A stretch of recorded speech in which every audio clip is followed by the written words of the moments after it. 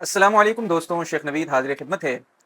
लगता है जियो न्यूज़ के इदारे ने ये तहैया किया हुआ है कि वो हर थोड़े अरसे बाद शायरुल्लाह की और दीनी बातों की मजाक उड़ाया करेगा।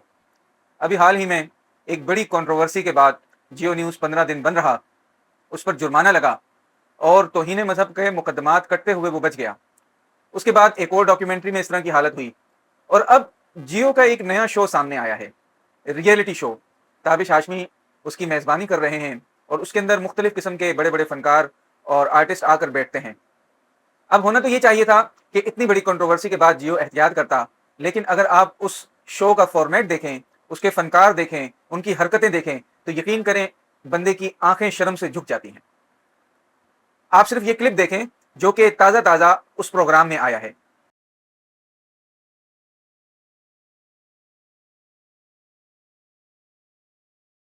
आप अंदाजा करें कि फन के नाम पर इस्लामी शिआर की और इस्लामी अक़दार की किस तरह मजाक उड़ाया गया है।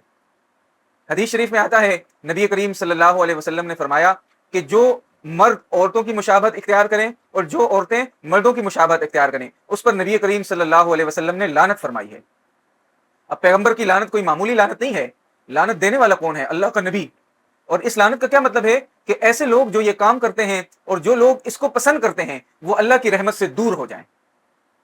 आज हमारे मुल्क का आप हाल देखें, मईशत हमारी तबाह हो गई है। हर तरफ मसाइल और बहरानों ने सर उठाया हुआ है। गरीब आदमी की जिंदगी दिन ब दिन कठिन होती जा रही है। अमीरों को भी दौलत के लाले पड़ गए हैं। और इस हाल में आप हालात देखें कि एक सबसे बड़ा चैनल इतनी बड़ी बेहयाई को सरेआम जो है फरोग दे रहा है।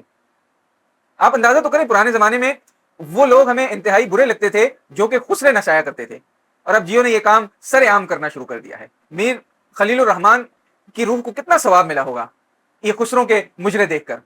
मीर शकीलुर रहमान साहब एक इंतहाई जहांदीदा इंसान है। खुदारा ऐसी बेहयाई को बंद करें, बदतमीजी को बंद करें, बदतहजीबी को बंद करें और ऐसी चीजों से बचें जिन पर अल्लाह के नबी सल्लल्लाहु अलैहि वसल्लम ने लानत भेजी है।